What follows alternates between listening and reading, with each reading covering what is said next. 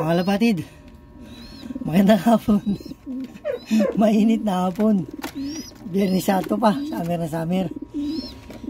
Ito yung panibago natin mga breeding na mga matitinding pangkarera.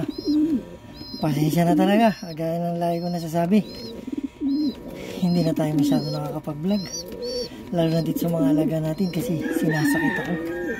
Ganun pa man, pilit ko ito hinahabol. Ito kung makikita nyo, yung inakay chart, pakita mo yung inakay. Uhaw na kasi yan, saka gutom na, kaya medyo parang tahimik eh. Makikita ba yung inakay? Natatakpan nila eh, no?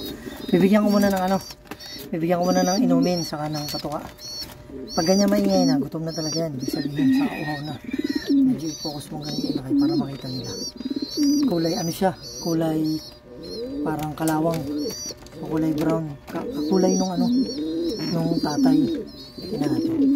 Itong tatay, kakulay niya. Yan, parehas babae. Yung nasa itong nasa right side babae, yung mas maliit. Itong nasa right side lalaki. Yan, magkapatid. Halata eh, kahit na hindi pa masyadong tumutubo yung balahibo. Kakulay nitong itong barako. Kakulay niya. So bibigyan mo natin ang inumin sa pagkain. Sandali lang.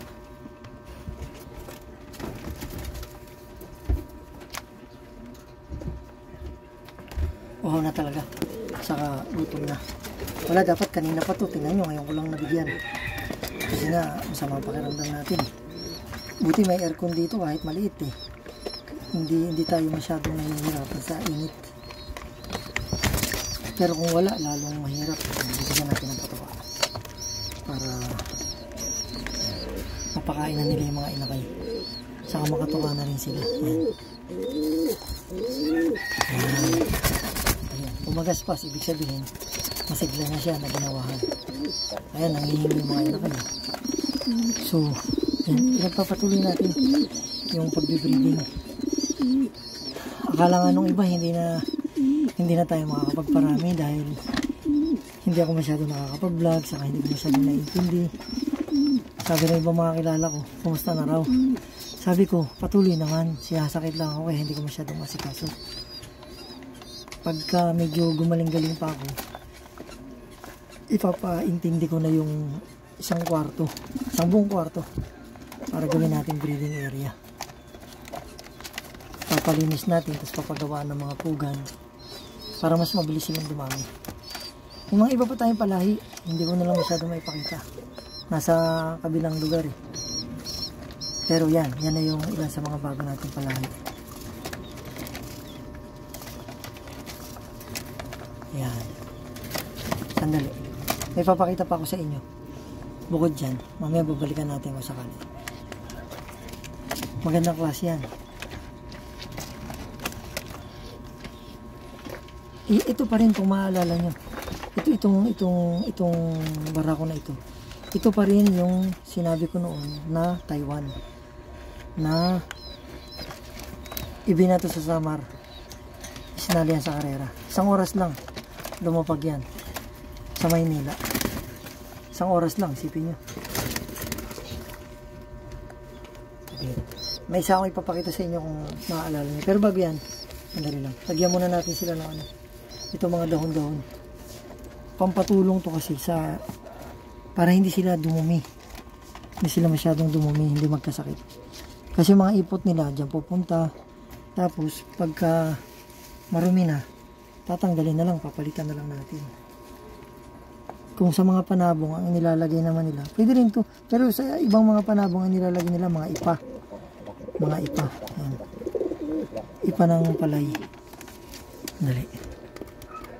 Yan, makakatulong yan para yung mga ipot nila dyan dumikit, tapos hindi sila dudumi. Siyempre pag madumi magkakasakit. Tingnan nyo, malinis sila yung inakay.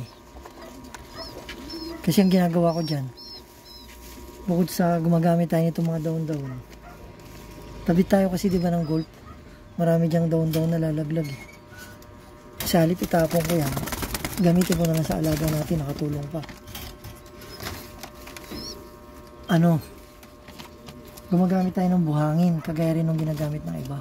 Yung bistay, dapat pino, wala yung mga bato-bato. Kaya, yung pugat nila, yan, hindi masyado nagiging marumi. Pero tingnan nyo, kagaya ngayon, basa na.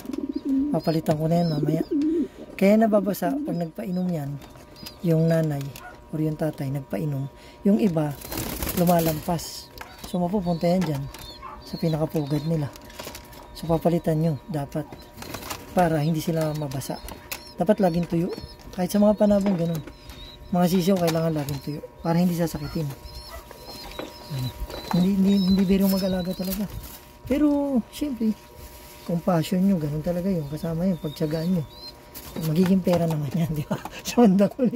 Kagaya nito, ang dami na talagang gustong bumili. Ang tagal-tagal na eh. Sabi nila, ano ba? Wala pa. Taon na. Nakakailan taon na ba ako? 2 na yata mahigit eh. Mula nung nag-COVID. Mabagal ang breeding natin. Kasi nga, hindi maayos pa yung pinaka-breeding area. Pero, dumadami pa rin naman. Parami na sila ng parami. Yan. Lagyan natin ng mga dahon-dahon. Mamaya, ito. Papalitan natin ng bago. Bagong buhangin, saka bagong lalagyan na malinis. Pwede yan yung sa lalagyan na ng spaghetti, yung sa ice cream, lalagyan na ng ice cream, pwede yan. Pero meron na bibili yung paso talaga na pugad. Yan, papakain na yan. Ito mo, na-istorbo natin, no choice eh. Ngayon lang ako nakapag-isikaso ulit. O sige, yan, okay na. Dito naman sa kabila. Itong sa kabila, itong kulungan natin, hinati ko lang talaga. Ito yung kung maaalala nyo, yung huli nating binlag na blue bar ang kulay. Nasabi ko sa inyo, papakita ko sa inyo yung nanay sa katatay. Ito. Itom na rin eh. Sandali. Bigyan muna natin ng inumin sa kanang patuka. Para kumalma. Ayan yan, nagkakandarata na. Ang init pa naman ng panahon. Kita nyo, nagkakandarata. Ngayon ko lang naintindi. Isipin nyo, hapon na. Dapat yan, umaga pa, napainom na, napatuka na. Hindi ko nagawa. Kasi nga sumasama yung pakiramdam ko. Pero, kanina, medyo nakaginawa tayo. Ayan, tinan nyo uminom. Bibigyan natin ng patuka. Sandali. Yan, may inakay na rin yan na naman. Bali ito yung bago nilang lumaking anak na. Kapatid to nung ipinakita ko sa inyo na blue bar na babae at lalaki na magkapatid. Ito yung tatay. Ito yun, yan. Yung blue bar na yan. Ilapit mo pa, Chad. Para mas makita nila. Medyo madilim eh. Ilapit mo ganun sa kulungan. Yan. Para mas makita ko dito sa ulang ng screen. Yan. Ito yung blue bar na yan. Yan yung tatay nun. Yung pinakita ko sa inyo. Na sabi ko sa inyo, tumatawid talaga yan ang dagat. Yan yung tatay. Mas maganda na yung naging anak niya. Nakakulay niya. Ayun yung nanay. Checkered. Ayun. Yun. Yung nanay. Yung checkered. Ayun, na babae. Sa ngayon, meron na rin silang inakay na maliit. Sandali, hindi makita masyado. Pasok siguro natin. Sandali, check. Pwede ba? Ayan. Ito. Tinatakpan ng nanay. Ayan. May bago na siya isang maliit na inakay. Tapos may isang itlog na late eh. Na late ng pagkapisa. Baka hindi na mapipisa. Baka mabubugok na. Pero okay lang. Basta tuloy-tuloy lang ang breeding. Yan. Ito babae ito. Itong bago nilang anak na lumaki na. So yan yung sinabi ko sa inyo noon. Na ipapakita ko sa inyo. Na tatay at nanay nung tumatawid ng dagat na blue bar na magkapatid rin, babae at lalaki. Kung hindi nyo naalala, dadalhin ko mamaya, ipapakita ko sa inyo. Mas lalong gumanda ngayon nung hindi na sila lugon. Saka mas nagtaka naman ako dahil malaki na ito. Mas malaki pa dito sa tatay, yung naging anak niya. Mas malapad yung dibdib, saka medyo mas mahaba. yung naging anak niya na blue bar. Mas maganda talaga. Papakita ko sa inyo yung difference. Iba talaga pag nakukrus sa mas magandang lahi kagaya nito. Itong checkered na babae. Yan, sandali lang. Bigyan pala natin ng pataba. Sandali. Hindi ko pa nabigyan ng pataba. Tubig lang. Sandali.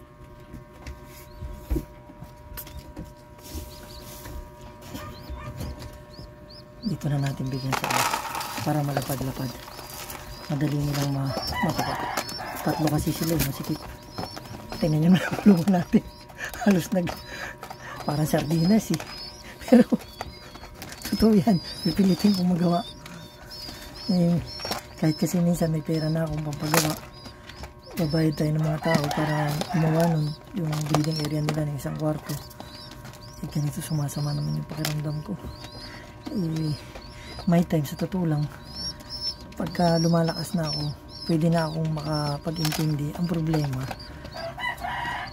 na kukuha yung oras ko sa ibang mga bagay. Hindi ko naman sa sinisisi yung mga iba nating kaibigan nagpapatulong sa pagbe-breeding ng mga panabong, kasi hindi lang naman itong mga pangkarerang ang binibreed natin, pati mga panabong. Ang totoo niyan, hindi naman talaga ako breeder ng kalapati. Breeder ako ng mga panabong. Halos 20 years. Ngayon, ito na yaya tayo na iba natin mga kilala na nagpapakarera, na mag-breeding din at sumali. Kaya, sinikap ko makahanap ng magandang bloodline. Ito nga, Taiwan ito. Yung kulay brown na yan, Taiwan yan. Yan. Kasi yan talaga ang pinakamagandang lahi. Pagdating sa larangan ng karera ng kalapati, Taiwan talaga ang pinakamaganda. May narinig ako, pag nung na-vlog ko na nung huli, medyo maulit ko, yung Belgian, Japan, na mga lahi, pero hindi ganun kagagaling yun. Taiwan talaga ang number 1. Ayan. Ito, ipapakita ko sa inyo yung dalawa nilang anak noon na pinakita ko. Napakagaganda na. Sana maparami natin ang maparami. Para, yun nga, gaya na sinabi ko, hindi lang naman pansarili, para yung ibang interesado na makakakuha, makapagparami rin sila, makasali rin ng karera. Sandali ha. Yung iba naman, pang regalo nila yan. Hindi naman nila talaga passion. Pero, bumibili sila para i-regalo. Sandali. Wala pa palang dahon. Lalagyan muna natin ng mga dahon-dahon para hindi sila masyadong dumumi. Wala eh. Ngayon ko na lang naintindi. Isipin nyo, hapon na. Dapat ang pakain talaga sa mga hayop, kagaya nyan, 2 times. Sa umaga, papakainin mo. Mga alas 7, ganyan. Sa umaga. Tapos, pagdating ng hapon, mga alas 5. Ang pangalawang pakain. Wala. Ngayon ko na lang ulit napakain. So, gutom na talaga yan, kaya ganyan. Pag maingay yung mga inakay, ibig sabihin, nangihingi sila ng pagkain.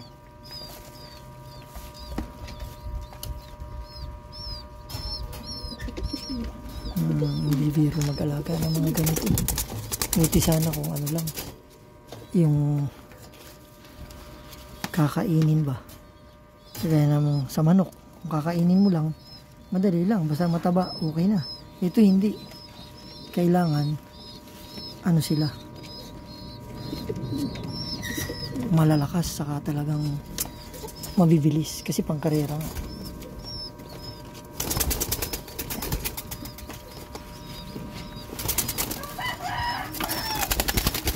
Sumisigla, ibig sabihin pag ganyan pumapagaspas, nakainom na saka nakakain Hindi ko na nga nabibigyan ng panahon yan. Dapat talaga yan, kahit hindi mo ibinabato sa malalayo, pinalilipad mo sa maluwag na lugar, sa kwarto, ganun na maluwag. Kasi pag masikip, ganyan, para silang nagkakasakit pag hindi sila nakakalipad. Kasi ang gawain naman talaga ng kalapati, lumipad eh. Ang talaga ang gawain yan. Yan ang kanilang nature. Lumipad ng lumipad.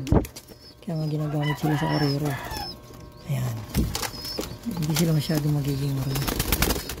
Nalagyan natin ang pinaka natutuwa ako dun eh, dito sa kabila, yung dalawang hinakay. Kasi o, tinan, busog na o. Sinubukan, tinan niyo yung butchi. Ilapit mo dyan para makita niyo. Hindi malabo eh. Ayan, sinubukan. Ayan. Tumaba na eh. Ang bilis eh. O, ano pa lang yan? 2 linggo pa lang yata mahigit. Ang bilis lumaki. Pero kung maluwag to, malamang umitlog na agad. Kasi nakikita ko eh, nagbababa na naman itong barako eh. Itong barako. Ito. Nagbababa na naman siya doon sa inahin. Makapagaspas eh, di ba? Kasi masakit. Kaya sana talaga. Kaya pipilitin ko. Kahit na ganitong sinasakit-sakit tayo. Sandali, malapit na. Matatapos na natin itong paglalagay ng mga dahon-dahon.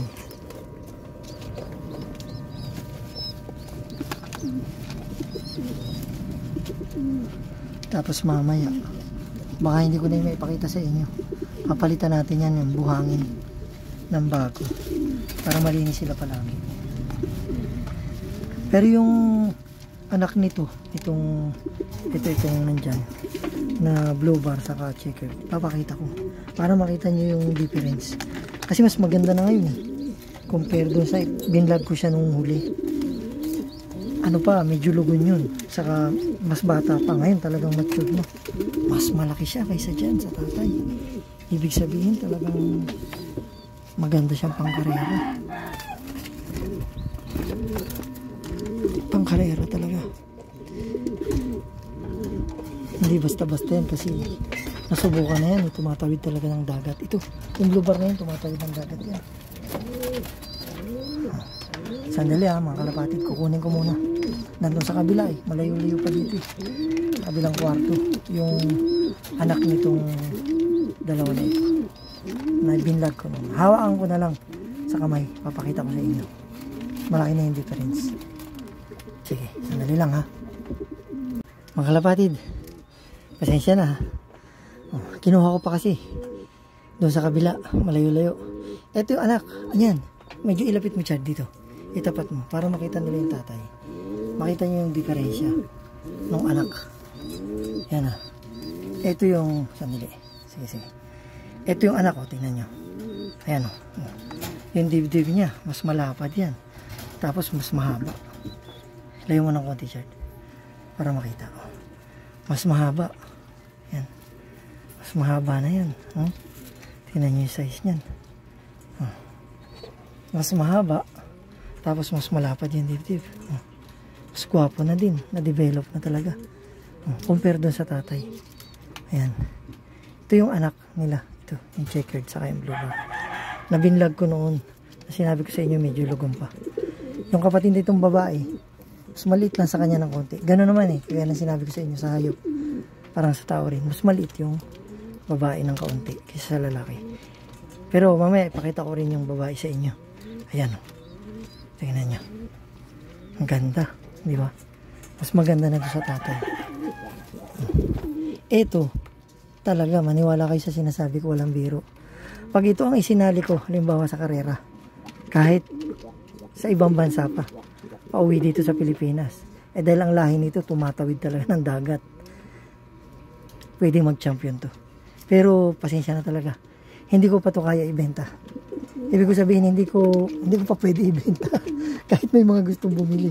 Kasi isipin nyo, ang nakukuha ko palang na lahi nito, itong mag-isawa na to, bali ito yung isa, tapos yung kapatid nitong babae na hindi niya kasabay, mas bata, pero malaki na rin. Yung binlag ko nga nung huli kasi nabugok eh, yung kapatid nito na itlog nabugok, tapos yung sumunod nabugok rin yung kapatid, yung itlog. So isa lang, o isa na naman, o di dalawa pa lang, plus ngayon ito isa, o di tatlo, plus yung maliit, 4. Kung kukunin nila itong barako na to, pati yung babae, hindi dadami ng mabilis. Kasi ang matitira sa akin, ito na lang, isang babae, tapos yun. Hindi ko alam kung babae o lalaki yung isa.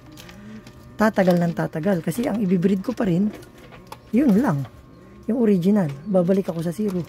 Pero kung ito, saka yung kapatid niyang babae, may breed natin. Kasabay itong original, mas dadami siya ng mabilis-bilis. Kaya pasensya na talaga. Pero, hindi mag-alala, tuloy-tuloy naman eh. Promise. Pagka marami-rami na, magre-release ako. Pag siguro umabot ng yung nga sabi ko, nasabi ko, mga 50 hanggang 100, yan. Magbebenta na tayo. Priority yung mga unang nag-request. Ang totoo niyan, merong isang Koreano eh. Interesadong makabili sa atin talaga. Priority siyempre yung nauna. First come, first serve. Ganun talaga yun. Paano? Yung babae naman, sandali ha, kukunin ko ulit. Mas maganda na kaysa sa mga magulang nila. Parang sa tao rin, di ba? Yung nanay, yung tatay, nagkaroon ng anak. Minsan talaga, mas maganda na yung anak kaysa doon sa magulang. Ganun talaga yun. Kasi nakukrus eh. Mas nai-improve eh. Kaya nga. Sandali ha. Kukunin na natin yung babae. Mga kapatid, eto na. Sensya na ha. Ngayon ko lang nakuha eh. May pagkamailap eh. Gusto talagang lumipad. Hindi kasi naibaba to. Saka hindi rin napapalipad sa malawak-lawak na kwarto. Nasa kulungan lang, kaya sabik na sabik lumipad. Ito yun, babae naman. Yung, ayan, mailap eh. Nakapatid niya. Mas maliit ng konti, di ba? Pero, kawig na kawig. Yung itsura. Yan. Blue bar din siya. Yan. Ito yun. Ang ganda rin. Yan. Kapatid na babae. Nung isa kanina. Yan ang tatay sa nanay. Yung sinabi sa inyo.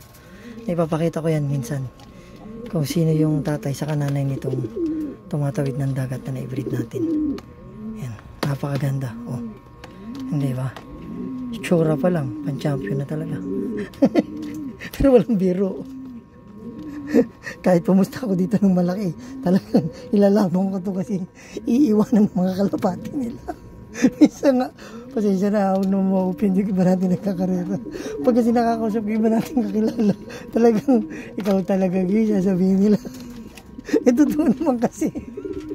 Isipin nyo ito yan naman, Chad, focus mo muna.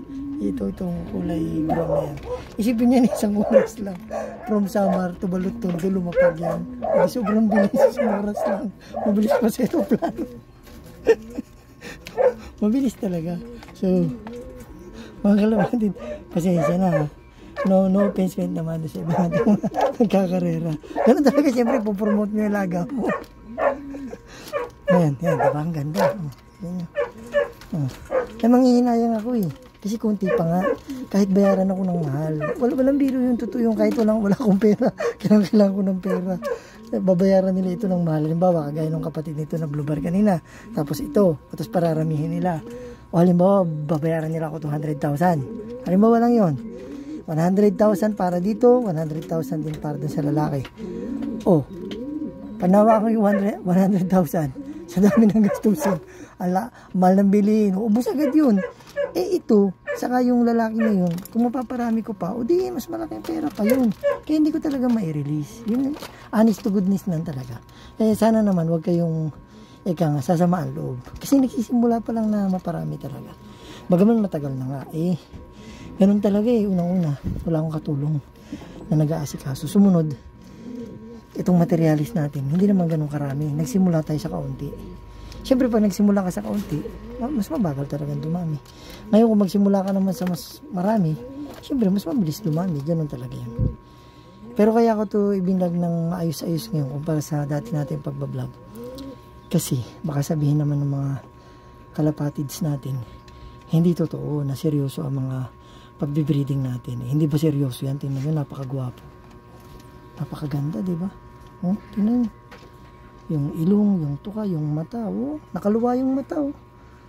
Nakakakita ng bulati sa lupa yan kahit ilang milya yan sa kalangitan. Ganon, katalas ang mata niyan. So, paano mga kalapatid? Maraming salamat sa mga naghihintay na makabili. Saka sa mga nanonood kahit pa paano.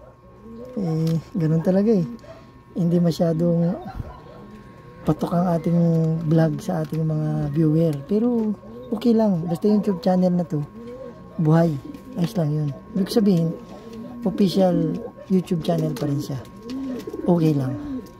Ayan.